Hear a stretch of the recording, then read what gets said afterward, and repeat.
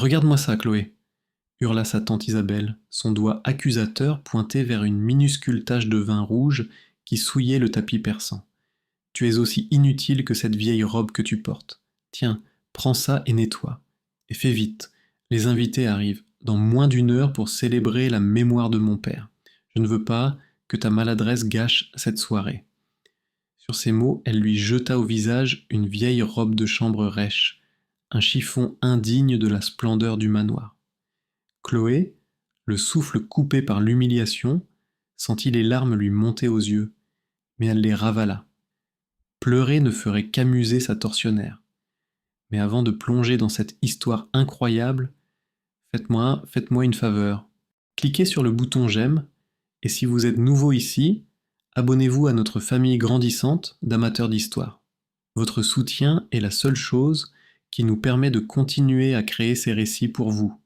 Maintenant, retournons à notre histoire, car la justice, parfois, prend des chemins très surprenants. Dites-moi en commentaire de quelle ville vous regardez cette vidéo pour que je puisse vous envoyer un salut spécial dans ma prochaine histoire. J'adore voir jusqu'où nos histoires voyagent et connecter avec vous tous, où que vous soyez dans le monde. C'est incroyable de savoir que nous partageons ces émotions ensemble, de Paris à Montréal, de Bruxelles à Abidjan. Chloé vivait un cauchemar éveillé depuis 10 longues années. Depuis la mort de son grand-père, l'homme qui l'avait élevée après la perte de ses parents, elle était devenue une ombre dans sa propre maison. Ce somptueux manoir parisien, avec ses hauts plafonds et ses jardins impeccables, était devenu sa prison dorée. Sa tante Isabelle et son oncle Bernard, qui avaient hérité de la gestion de la fortune familiale, la traitaient comme une domestique sans salaire. Il lui avait dit, avec un faux air de pitié, que le grand-père, dans un dernier moment de lucidité défaillante, avait oublié de la mentionner dans son testament. Elle n'avait donc droit à rien, sauf à leur charité, un mot qui avait le goût amer du poison.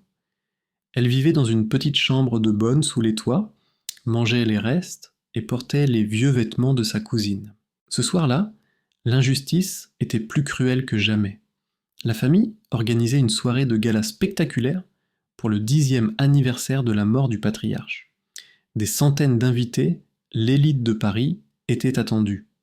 Pour Chloé, cela signifiait des jours de travail acharnés à polir l'argenterie, à aider en cuisine et à s'assurer que chaque recoin de la maison brillait. Alors qu'elle se mettait à genoux, dos pour frotter la tâche, le cœur lourd, sa cousine Amélie, une influenceuse Instagram de 20 ans, sortit son téléphone dernier cri. Un sourire cruel étirait ses lèvres parfaitement maquillées. Elle commença à filmer la scène, s'assurant de bien cadrer le visage défait de Chloé et la robe de chambre ridicule qu'elle portait. « Regardez notre petite Cendrillon, les amis, dit Amélie à ses milliers d'abonnés dans une story Instagram. Toujours prête à aider, même dans les moments les plus glamour. Quelle famille charitable nous sommes, n'est-ce pas? Famille charitable, bonté, hommage. » Les rires discrets des quelques employés de maison présents résonnèrent comme des coups de poignard dans le cœur de Chloé. Elle frottait le tapis, les mains rougies, mais la véritable tâche, celle de l'humiliation, était gravée dans son âme. Elle se sentait si seule. Son grand-père, l'homme qui lui lisait des histoires et lui disait qu'elle était son trésor le plus précieux, comment avait-il pu l'abandonner ainsi? Comment avait-il pu la laisser à la merci de ces gens sans cœur? Chaque jour, elle passait devant son grand portrait qui dominait le hall d'entrée, et chaque jour, elle sentait une vague de tristesse et de trahison l'envahir. Elle avait cru en son amour inconditionnel, mais les faits étaient là, il l'avait oublié, effacé de sa vie et de son héritage. Isabelle revint, inspecta le travail avec un air de dégoût et lui ordonna de retourner dans sa chambre jusqu'à ce qu'on ait besoin d'elle pour servir les boissons. « Et ne te montre pas trop, dit-elle. Ta présence risquerait de faire fuir nos invités de marque. » Chloé monta les escaliers de service, chaque marche lui semblant plus lourde que la précédente.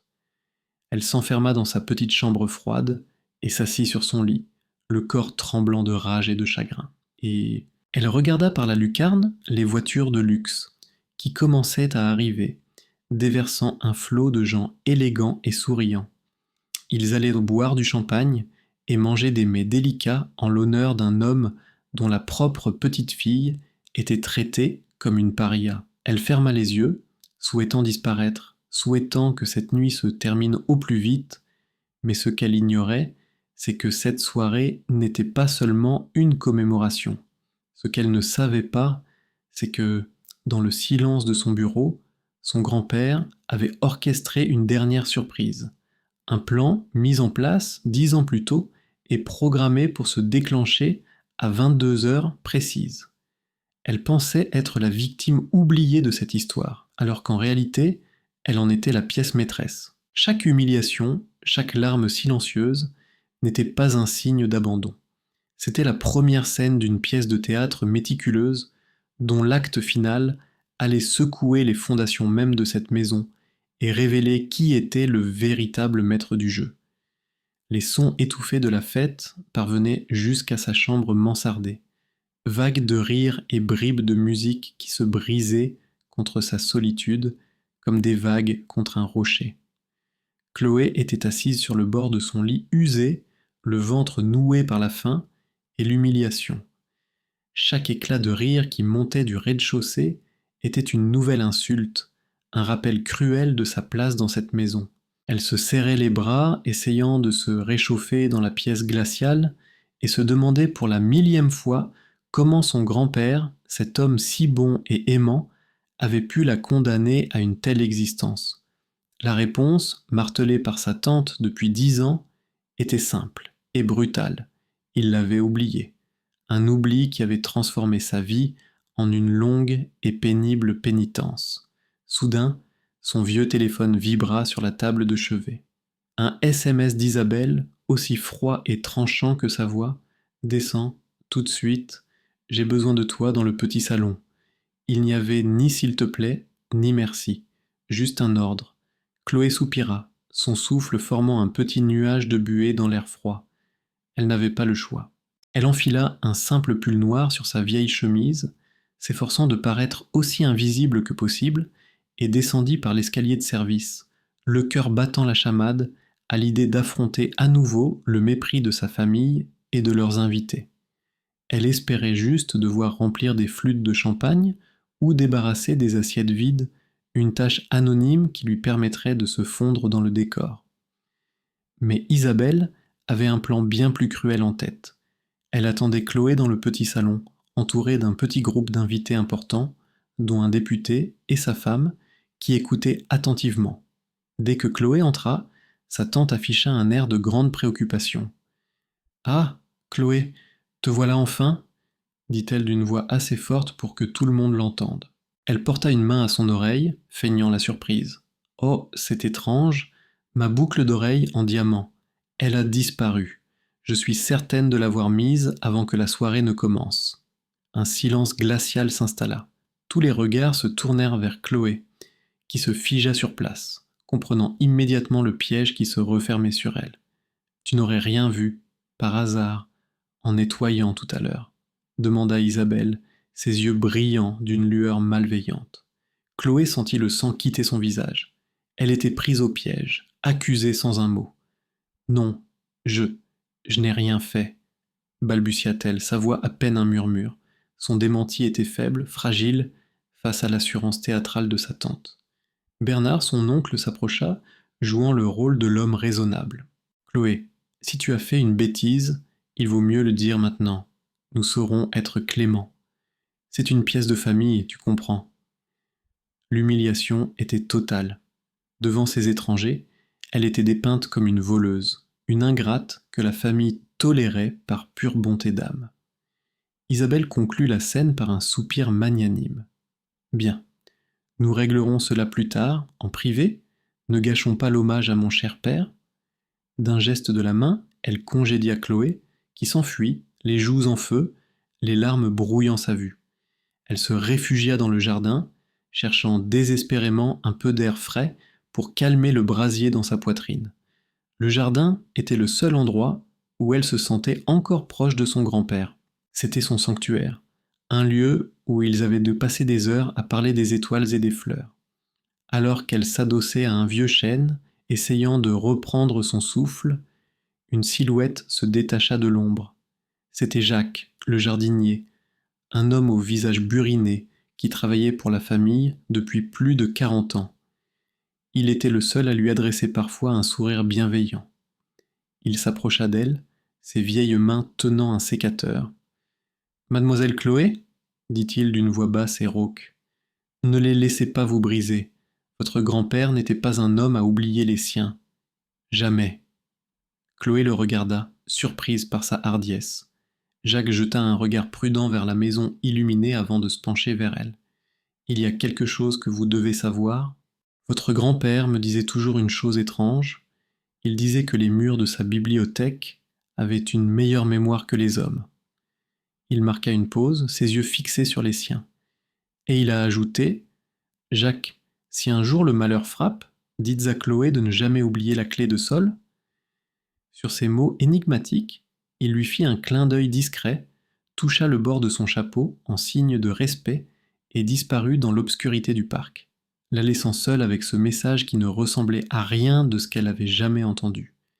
La bibliothèque, la clé de sol. Ces mots tournaient en boucle dans son esprit alors qu'elle retournait à l'intérieur, se glissant discrètement parmi le personnel. Pour la première fois depuis 10 ans, une fissure apparut dans la certitude de sa misère. Et si son grand-père ne l'avait pas oublié? Et s'il avait laissé quelque chose derrière lui? Un message caché que seule elle pouvait comprendre. Cette pensée, aussi folle soit-elle, était comme une bougie allumée dans les ténèbres de son désespoir. Elle n'avait aucune idée de ce que cela signifiait.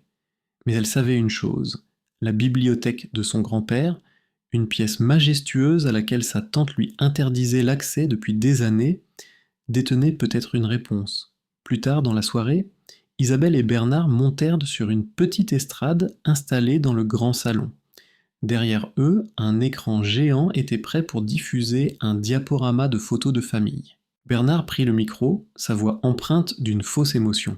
« Mon père était un homme de vision, un homme de cœur, » commença-t-il. Chloé, forcée de se tenir au fond de la salle, sentit la nausée la gagner face à tant d'hypocrisie. Le diaporama commença. Des images de familles heureuses défilant sur l'écran. Et puis, soudain, une image apparut. Une image qui n'avait rien à faire là. Elle ne resta affichée que 3 secondes. Probablement une erreur de manipulation. Mais pour Chloé, ces 3 secondes furent une éternité. La photo montrait son grand-père, bien vivant et l'air vif, assis dans son bureau en compagnie d'un homme en costume qu'elle ne connaissait pas. Il ne semblait pas du tout malade. Il souriait et pointait du doigt une ligne sur un document officiel.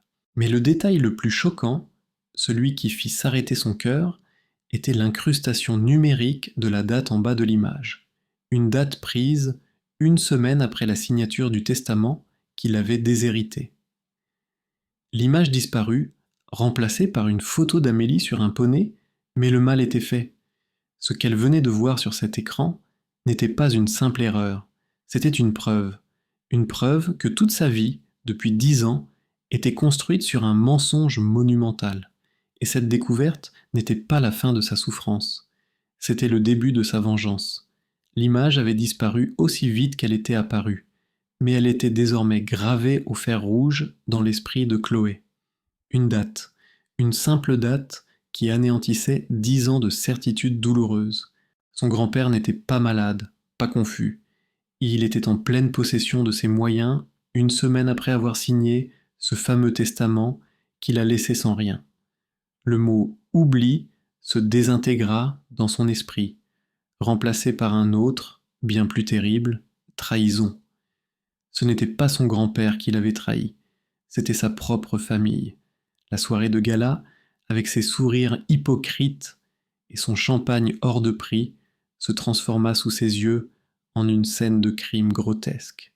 Elle ne voyait plus des invités, mais des complices silencieux d'une injustice qui avait duré 1 décennie. Une rage froide et déterminée commença à remplacer le chagrin qui l'avait habité si longtemps. Pendant que Bernard terminait son discours larmoyant, Chloé se glissa hors de la salle, son esprit tournant à 1000 à l'heure.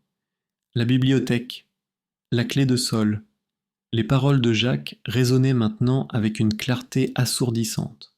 Ce n'était pas une simple phrase réconfortante, c'était une instruction.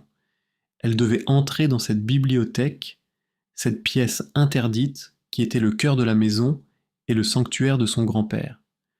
Profitant de l'inattention générale, alors que les invités se pressaient autour du buffet, elle monta les escaliers en courant, non plus comme une servante craintive, mais comme une héritière cherchant à reprendre ce qui lui était dû. La porte de la bibliothèque était toujours fermée à clé, comme pour protéger les secrets qu'elle contenait. Mais Chloé se souvenait d'un vieux trousseau de clés de service caché dans une armoire du couloir. Avec des mains tremblantes, elle essaya plusieurs clés avant d'entendre un déclic satisfaisant. La porte s'ouvrit dans un silence presque religieux. L'odeur de vieux livres et de cire d'abeille l'enveloppa, un parfum familier qui lui rappela instantanément son enfance. Rien n'avait bougé. Les murs étaient tapissés de livres du sol au plafond et le grand bureau en acajou trônait toujours au centre. Ses yeux balayèrent la pièce, cherchant un indice, quelque chose qui ressemblerait à une clé de sol. Elle passa ses doigts sur les reliures en cuir, son cœur battant la chamade. Puis elle la vit. Ce n'était pas une clé en métal, mais un symbole musical délicatement gravé sur la tranche d'un recueil de partitions de Chopin, son compositeur préféré. C'était le livre qu'il lui jouait souvent le soir pour l'endormir. Avec une précaution infinie, elle tira sur le livre. Au lieu de venir, il s'enfonça légèrement, déclenchant un mécanisme silencieux. Une petite section de l'étagère pivota sur elle-même, révélant une cachette secrète. À l'intérieur se trouvait une petite boîte en bois de rose. Chloé l'ouvrit avec une anxiété mêlée d'espoir. Elle contenait 2 objets. Le premier était une clé de coffre-fort de banque, lourde et froide. Le second était une enveloppe scellée à la cire, portant son nom, écrit de la main ferme et élégante de son grand-père. Elle déchira le sceau, ses doigts tremblants. La note était courte, mais chaque mot était un baume sur ses blessures. Ma chère Chloé, si tu lis ceci, c'est que le temps de la vérité est enfin arrivé. La vraie musique ne se joue pas avant le dernier acte. Cette clé ouvre un coffre à la banque transatlantique, rue de la Paix. Fais confiance à maître Renaud, mon avocat. Le code pour l'authentifier est nocturne. Il attend ton appel depuis 10 ans. Ton grand-père qui t'aime plus que tout. Les larmes qu'elle avait retenues durant toute la soirée coulèrent enfin, mais cette fois, c'étaient des larmes de soulagement et d'amour. Il ne l'avait pas oubliée, il l'avait protégée. Alors qu'elle refermait la boîte, elle entendit des pas approcher dans le couloir. C'était sa cousine Amélie, probablement en route vers sa chambre pour retoucher son maquillage. Chloé eut juste le temps de tout remettre en place et de se cacher derrière un lourd rideau de velours. Amélie entra dans la bibliothèque, laissant la porte entr'ouverte, et commença une conversation téléphonique, probablement avec une de ses amies. Chloé sortit discrètement son téléphone et activa l'enregistrement audio. « Non mais tu imagines, maman l'a accusée de vol devant le député. C'était épique, » ricana Amélie. « Papa dit que c'est pour la garder sous contrôle, pour qu'elle n'ait jamais l'idée de réclamer quoi que ce soit. De toute façon, elle est trop stupide pour comprendre quoi que ce soit. On vit comme des rois depuis 10 ans et ce n'est pas près de s'arrêter. D'ailleurs, j'ai fait un virement de 10 000 € sur mon compte ce matin pour le shopping à Milan. La carte de la Fondation Grand-Père est vraiment magique. » Chloé sentit une vague de dégoût la submerger. Non seulement il l'avait humiliée, mais il pillait l'héritage de son grand-père à travers une fausse fondation. L'enregistrement audio était une preuve accablante. Elle l'enregistra dans un dossier sécurisé sur son téléphone, qu'elle nomma « Justice ». C'était la première pièce de son arsenal. Après le départ d'Amélie, Chloé retourna dans sa chambre, la clé et la lettre précieusement cachées. Elle savait qu'elle ne pouvait pas appeler l'avocat immédiatement. Elle devait être prudente. Les jours suivants, elle devint une observatrice silencieuse, une espionne dans sa propre maison. Elle endura les humiliations avec une patience nouvelle, car elle savait maintenant qu'elles n'étaient que temporaires. Chaque insulte, Chaque ordre méprisant ne faisait que renforcer sa détermination. Elle utilisa son téléphone comme une arme. Elle prit des photos discrètes des relevés de compte de la fondation que Bernard laissait traîner sur son bureau, montrant des dépenses extravagantes dans des boutiques de luxe et des restaurants étoilés. Elle enregistra une conversation entre Isabelle et son oncle où ils se moquaient de la naïveté de Chloé et discutèrent de la vente d'un tableau de maître appartenant à son grand-père pour financer leurs vacances aux Maldives. Elle fit des captures d'écran des stories Instagram d'Amélie, où elle paradait avec des sacs à main coûtant plus cher que ce que Chloé avait possédé dans toute sa vie, en remerciant ironiquement la générosité de son grand-père. Chaque preuve était un clou de plus dans le cercueil de leur arrogance. Le soir, seule dans sa chambre, elle assemblait son dossier numérique, les enregistrements audio, les photos des documents, les captures d'écran. C'était un portrait accablant de cupidité et de cruauté. Elle se sentait forte, investie d'une mission. Ce n'était plus seulement pour elle, c'était pour l'honneur de son grand-père, pour rétablir la vérité qu'ils avaient si soigneusement enterrée. Elle savait que le moment d'agir approchait. Elle ne pouvait plus attendre. Elle regarda par sa fenêtre le ciel de Paris, les lumières de la ville brillant comme des promesses. Demain, elle appellerait Maître Renaud. Demain, elle déclencherait la tempête. Elle avait maintenant tout ce qu'il fallait pour les détruire. Le moment de la vérité était bien plus proche qu'il ne pouvait l'imaginer. Le lendemain matin, Chloé se réveilla avant l'aube, une détermination glaciale ayant remplacé l'anxiété de la veille. Elle savait ce qu'elle devait faire.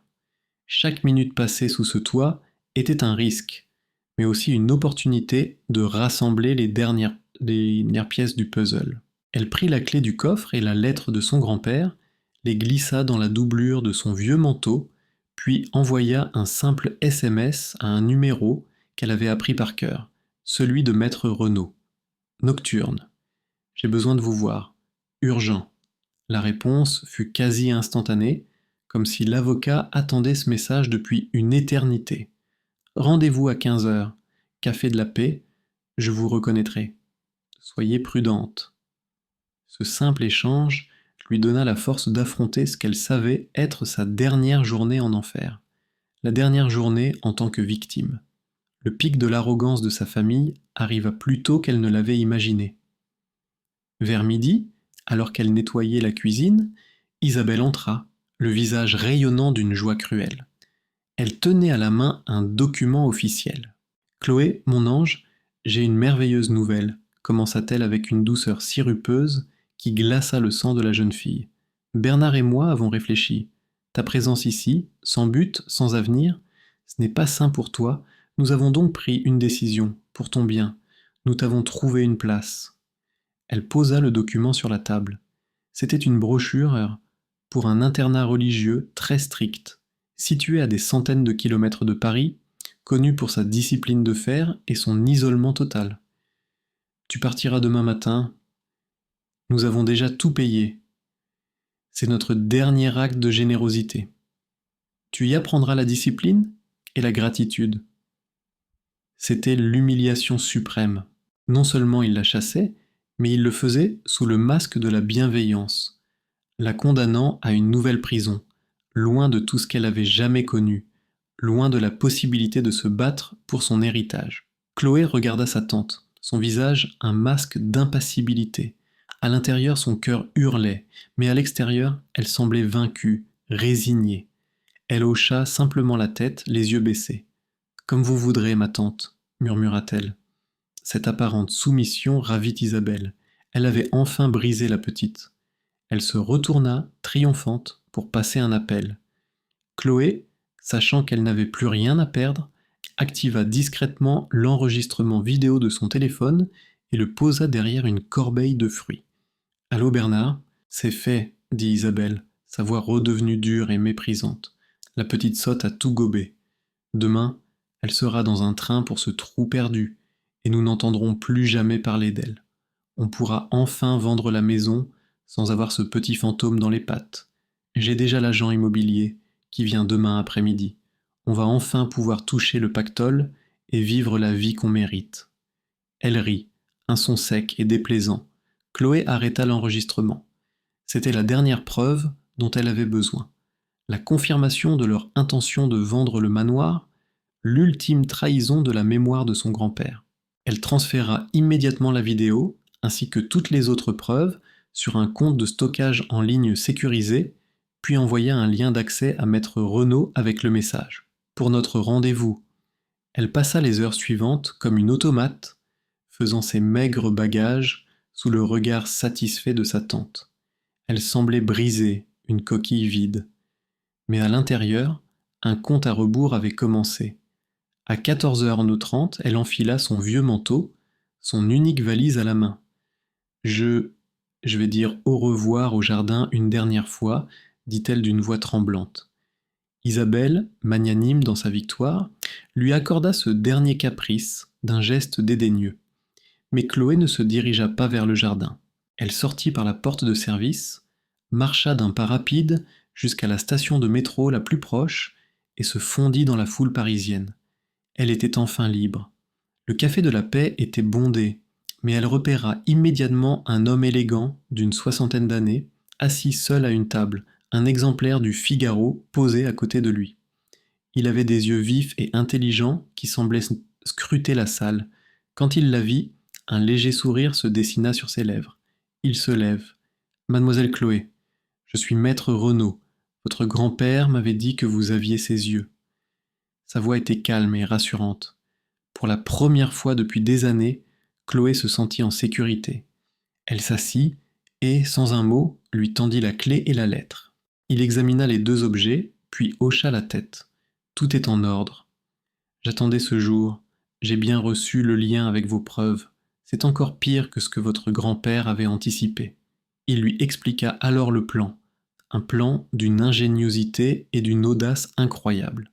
Le testament qu'il avait déshérité n'était qu'un leurre.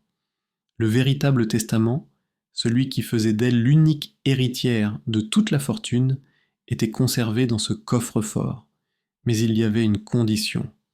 Votre grand-père voulait que la vérité soit révélée publiquement, expliqua l'avocat. Il voulait que leur cupidité soit exposée aux yeux de tous. Il a tout prévu. Le gala d'anniversaire n'était pas leur idée. C'était une suggestion qu'il avait glissée dans une note à son notaire, sachant qu'il sauterait sur l'occasion de parader.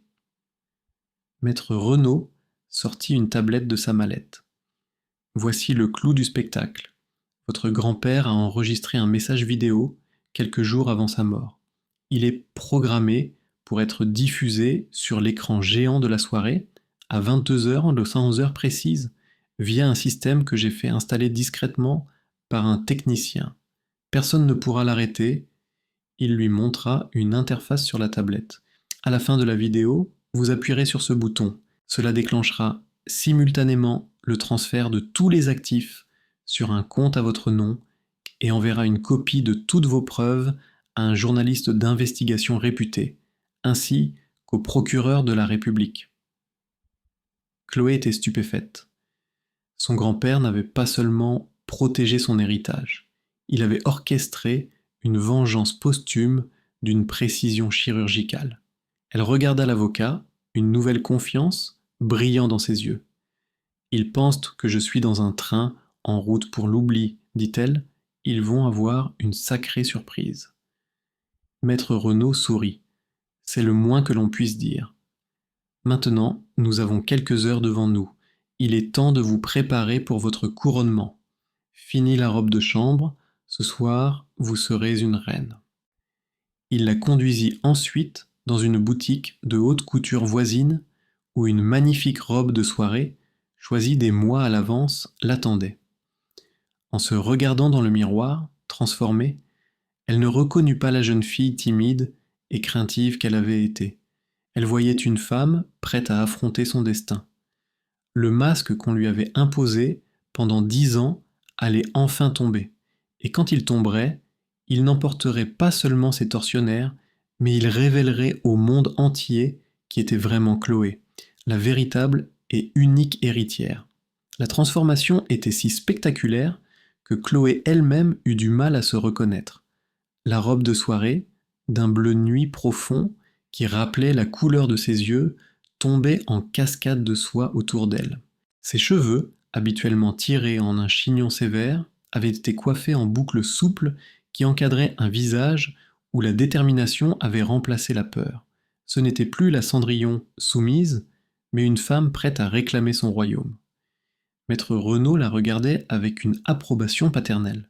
« Votre grand-père serait si fier de vous, mademoiselle, » dit-il doucement. Ils passèrent les heures suivantes dans le salon privé d'un grand hôtel près de l'Opéra Garnier, un quartier général de fortune pour la bataille à venir. Le calme qui y régnait contrastait violemment avec la tempête qui se préparait. Sur la table basse, la tablette contenant le destin de sa famille était posée comme une bombe à retardement. Pendant que Chloé se préparait mentalement, l'avocat finalisait les derniers détails avec une efficacité redoutable. Il était au téléphone, sa voix calme mais ferme, coordonnant les mouvements de ses alliés. « Oui, monsieur le procureur, le dossier complet vous sera transmis à 22h05. Il contient des preuves de détournement de fonds, d'abus de confiance et de fraude fiscale. Non, je vous assure, c'est irréfutable. » Puis un autre appel. « Jacques, c'est Renaud. Tout est en place. » Le technicien a confirmé que le système est opérationnel et non traçable. Personne ne pourra l'interrompre. Assurez-vous simplement que la connexion Wi-Fi du manoir reste stable. C'est crucial. Chloé écoutait, fascinée par la précision du plan. Son grand-père n'avait rien laissé au hasard. Il avait tissé une toile complexe, dont les fils convergeaient tous vers cette soirée. Elle prit son propre téléphone et envoya un message à un contact que maître Renaud lui avait donné, un journaliste d'investigation célèbre pour avoir fait tomber plusieurs personnalités corrompues. Ce soir, 22h05. Le lien que vous avez reçu sera actif. L'histoire de votre carrière vous attend. Soyez prêts à publier. La réponse fut un simple pouce levé, un signal qui valait toutes les promesses du monde. Pendant ce temps, au manoir, l'ambiance était à l'euphorie. Isabelle et Bernard, persuadés que Chloé était désormais hors de leur vie, savouraient leur victoire. Ils avaient rassemblé un petit cercle de leurs amis les plus proches dans le grand salon pour un toast privé avant le début de la grande soirée. L'agent immobilier, un homme à l'air suffisant, était déjà là, un contrat de vente exclusive posé sur la table. Amélie, bien sûr, filmait la scène pour sa story Instagram, une flûte de champagne à la main. « À nous !» déclara Bernard en levant son verre. « À une nouvelle vie, débarrassée des fardeaux du passé. Mon père, de là-haut, serait fier de voir comment nous avons fait fructifier son héritage. » Isabelle ajouta, avec un rire cristallin. « Et à la fondation, qui nous permet de faire tant de bonnes œuvres. » Elle fit un clin d'œil complice à son mari. L'agent immobilier, ne voulant pas être en reste, ajouta, « Et à la vente rapide de cette magnifique demeure, j'ai déjà plusieurs acheteurs potentiels, des investisseurs russes, très discrets. Ils paieront cash sans poser de questions. » C'était leur dernière erreur, leur dernier acte d'arrogance. Ce qu'ils ignoraient, c'est que Jacques le jardinier, en train de tailler des rosiers juste sous la fenêtre ouverte du salon, avait tout entendu. Son téléphone, discrètement posé sur le rebord de la fenêtre, enregistrait chaque mot. Quelques minutes plus tard, Chloé reçut un fichier audio. Elle l'écouta avec maître Renaud, leur visage se durcissant à chaque mot. La preuve de leur intention de vendre la maison et de traiter avec des acheteurs douteux était la touche finale, le dernier clou sur leur cercueil. « Transférez-le immédiatement dans le dossier partagé », ordonna l'avocat. « Le procureur appréciera ce petit bonus. » L'heure tournait, 21h. La soirée de gala battait son plein. Le manoir scintillait de mille feux, une façade brillante cachant une pourriture profonde. Isabelle, Bernard et Amélie paradaient parmi leurs invités, acceptant les condoléances et les compliments avec une grâce étudiée. Ils étaient les maîtres du monde, invincibles, intouchables. Ils ne se doutaient pas que, à quelques kilomètres de là, leurs juges et bourreaux se préparaient à entrer en scène. À 21h45, une voiture noire aux vitres teintées se gara dans une rue adjacente au manoir. Chloé et maître Renaud en sortirent. « Êtes-vous prête ?» demanda l'avocat. Chloé prit une profonde inspiration. Elle repensa à toutes les humiliations, à la faim, au froid, aux larmes silencieuses. Elle repensa à la bonté de son grand-père et à la cruauté de ceux qui avaient usurpé sa place.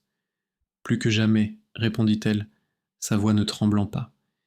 Ils entrèrent dans le manoir par une porte de service que Jacques leur avait laissée ouverte.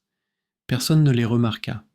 Ils se dirigèrent vers un petit balcon qui surplombait le grand salon, un point d'observation parfait caché dans la pénombre. De là, ils pouvaient voir toute la scène, l'écran géant qui diffusait encore des photos de famille, les invités qui riaient, et sa famille, au centre de tout, rayonnante de suffisance. 21h59. Le moment approchait. Chloé tenait la tablette, son pouce planant au-dessus du bouton rouge qui allait déclencher l'apocalypse. Son cœur battait à tout rompre, non pas de peur, mais d'une exaltation féroce. C'était le calme avant la tempête, les dernières secondes d'un monde construit sur le mensonge. Dans quelques instants, ce monde allait s'écrouler en direct, sous les yeux de l'élite parisienne et de milliers d'internautes. Il était temps de montrer la vérité au monde entier. La musique s'arrêta, les lumières se tamisèrent. Bernard monta sur l'estrade, prêt à prononcer le discours final en l'honneur de son père. Mais l'écran derrière lui ne s'éteignit pas. Au contraire, il scintilla, puis afficha un visage que personne ne s'attendait à revoir ce soir. Le spectacle allait commencer, Bernard se tenait sur l'estrade, le micro à la main, un sourire suffisant aux lèvres, prêt à livrer son ode hypocrite à la mémoire de son père. Les invités le regardaient avec une attention polie. Mais l'attention de tous fut soudainement détournée. L'écran géant derrière lui, qui aurait dû s'éteindre, s'illumina d'une lueur blanche et intense. Un silence perplexe parcourut la salle. Puis, un visage apparut, projeté en très gros plan. Un visage que tout le monde reconnut instantanément. C'était celui du patriarche, le grand-père de Chloé. Mais il n'était pas figé sur une vieille photo. Il était vivant, regardant droit dans la caméra, ses yeux brillants d'une intelligence et d'une tristesse infinie. L'enregistrement avait commencé. « Bonsoir à tous », commença la voix du vieil homme, une voix calme et puissante qui remplit le salon d'une autorité posthume. Si vous voyez ce message, cela signifie que 10 années se sont écoulées depuis ma mort. Et cela signifie aussi que ma plus grande crainte s'est réalisée. Un murmure d'incompréhension ondula parmi les invités. Isabelle et Bernard se regardèrent, leur sourire se figant sur leurs visages. Ils ne comprenaient pas ce qui se passait. « J'ai aimé mes enfants, » continua la voix, « mais je n'étais pas aveugle. Je connaissais leur faiblesse pour l'argent et les apparences. C'est pourquoi j'ai conçu une épreuve. Un test de 10 ans. Je leur ai confié la gestion de ma fortune et, plus important encore, je leur ai confié mon trésor le plus précieux, ma petite fille, Chloé. » À la mention de son nom, un frisson parcourut l'assemblée. Isabelle sentit une sueur froide perler sur son front. Le testament qu'ils ont présenté n'était qu'un leurre, conçu pour tester leur cœur. Je voulais voir s'ils prendraient soin d'elle, s'ils l'aimeraient comme je l'ai aimée. Malheureusement, j'avais anticipé leur échec. L'écran se divisa en deux. D'un côté, le visage du grand-père. De l'autre, des images de caméras de surveillance cachées commencèrent à défiler. Des images tournées au cours des 10 dernières années. Les invités assistèrent, horrifiés, à une décennie de cruauté. Ils virent Isabelle jeter la robe de chambre au visage de Chloé. Ils entendirent Bernard la traiter d'inutile. Ils virent Amélie la filmer pour l'humilier sur Instagram. Ils virent Chloé, amaigrie, manger seule dans la cuisine froide. Chaque scène était une accusation silencieuse, un coup de poignard dans la façade respectable de la famille. Ils ont échoué à l'épreuve de l'humanité, reprit la voix du grand-père, et maintenant, il est temps pour eux de faire face aux conséquences. La vidéo de surveillance la plus récente apparut, la scène où Isabelle accusait faussement Chloé d'avoir volé la boucle d'oreille. Le député et sa femme, présents dans la salle, devinrent livides, comprenant qu'ils avaient été les témoins d'une mise en scène sordide. Puis vint l'enregistrement audio de la conversation d'Amélie, sa voix de gamine gâtée se vantant du pillage de la Fondation Grand-Père. Les invités se tournèrent vers elle, leur visage un mélange de dégoût et de mépris. Amélie, le téléphone toujours à la main, devint blanche comme un linge. La chute était diffusée en direct à ses milliers d'abonnés. Le coup de grâce arriva avec la dernière vidéo, celle enregistrée quelques heures plus tôt. La voix triomphante d'Isabelle annonçant l'envoi de Chloé dans un internat isolé et son plan de vendre la maison à des investisseurs douteux résonna dans un silence de mort. Bernard tenta de se précipiter vers le système de projection pour tout arrêter, mais il était trop tard. Le système était verrouillé, contrôlé à distance. Mon véritable testament, conclut le grand-père, son visage occupant à nouveau tout l'écran, est resté scellé pendant 10 ans. Il stipule que si ma famille a échoué à cette épreuve, alors aujourd'hui, à 22 heures Tessonneau précise, la totalité de ma fortune, chaque euro, chaque action, chaque propriété, y compris cette maison, est transférée à sa seule et unique héritière légitime, ma petite fille Chloé. À cet instant précis, alors que le mot Chloé résonnait encore, les portes du grand salon s'ouvrirent, et elle apparut. Resplendissante dans sa robe bleu nuit, elle descendit lentement les quelques marches, non plus comme une servante, mais comme la maîtresse des lieux. Un silence stupéfait s'empara de la salle. C'était un coup de théâtre si parfait, si spectaculaire, que personne n'osa bouger. Chloé avança, son regard fixé sur sa tante et son oncle, qui la fixaient, leurs visages déformés par l'incrédulité et l'horreur. Du balcon, Maître Renaud appuya sur le bouton rouge de la tablette. Au même moment, les téléphones d'Isabelle, de Bernard et d'Amélie vibrèrent simultanément. Des notifications bancaires s'affichèrent sur leurs écrans, transactions refusées, solde insuffisant. Leur carte de crédit venait d'être désactivée. Leur compte venait d'être vidé. Leur monde venait de s'écrouler. C'est impossible, hurla Isabelle, sa voix stridente brisant le silence. C'est un montage, c'est un mensonge. Mais personne ne l'écoutait. Tous les regards étaient tournés vers Chloé, qui s'était arrêtée au centre de la pièce, une expression de calme souverain sur le visage.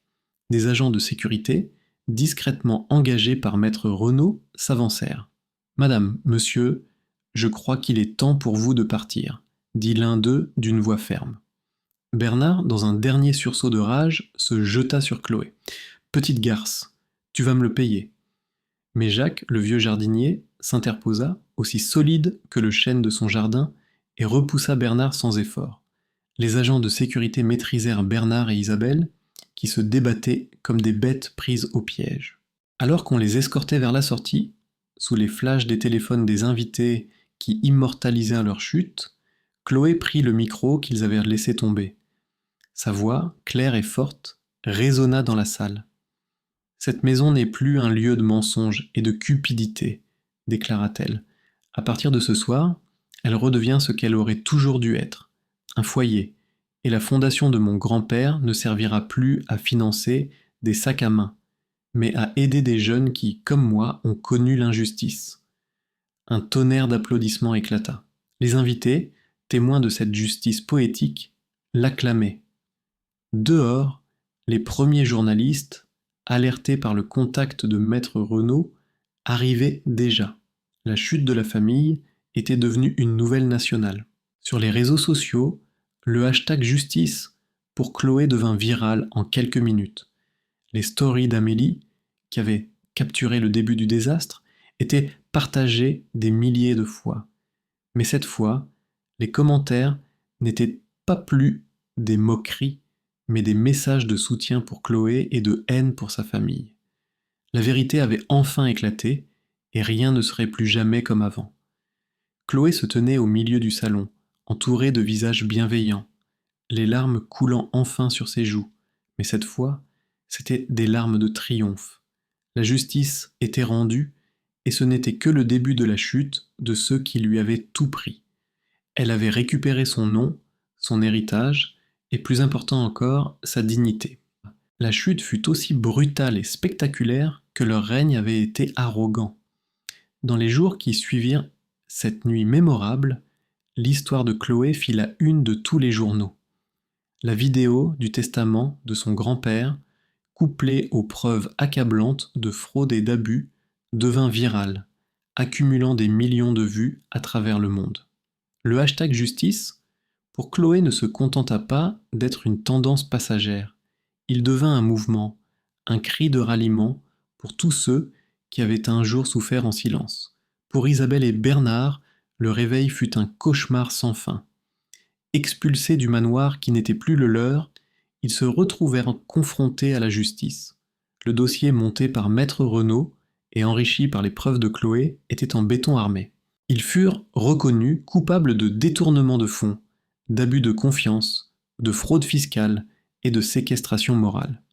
La sentence fut lourde, plusieurs années de prison ferme et la saisie de tous leurs biens personnels pour rembourser les sommes colossales volées à la fondation.